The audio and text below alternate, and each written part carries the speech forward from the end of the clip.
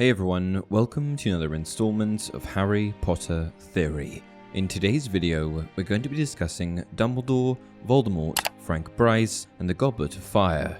More specifically, we're going to be discussing Dumbledore's seemingly all-knowing knowledge of all occurrences that take place in the wizarding world, specifically the death of Muggle Frank Bryce.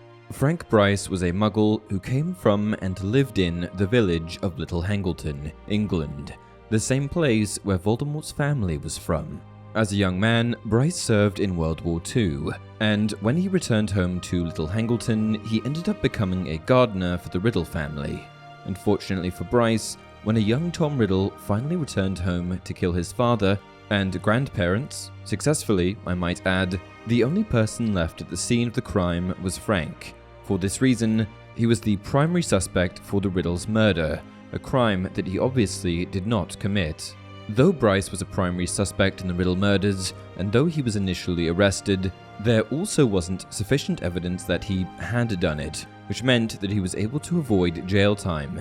However, the townspeople of Little Hangleton treated him like an outcast from that point onward, unable to believe that anyone else could have killed the Riddles.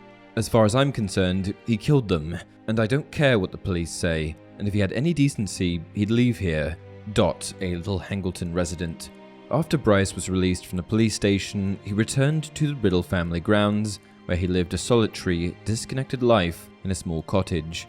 Fortunately, Bryce was kept on as gardener by the house's succession of unnamed owners. Bryce lived on the Riddle grounds for many years. However, shortly before his 77th birthday, Bryce was murdered by Lord Voldemort after Nagini informed Voldemort that Bryce had overheard them discussing their plans to kill Harry Potter.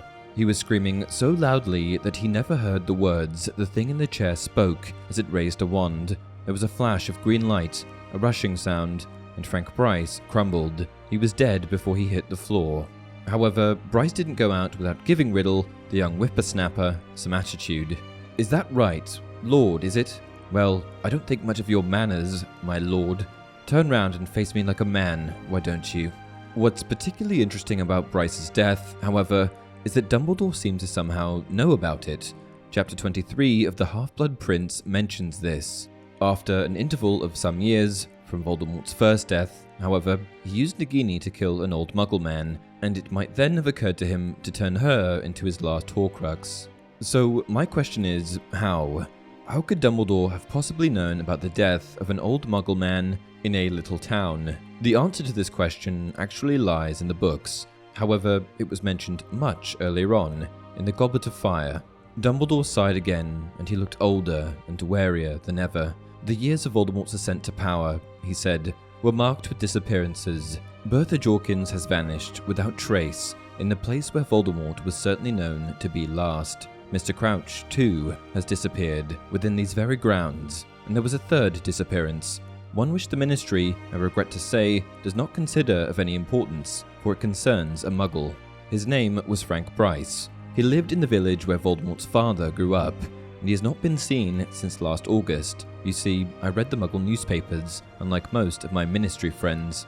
Dumbledore looked very seriously at Harry. These disappearances seem to me to be linked. The Ministry disagrees, as you may have heard while waiting outside of my office. So, as you can see, the answer to Dumbledore's knowledge of Bryce's death isn't anything sinister, like a lot of you probably expected. You know who you are, the ones who are convinced that Dumbledore is evil. He simply read the newspaper. And that's it for this video. Leave your video suggestions down below. Until next time, it does not do to dwell on dreams, and forget to live.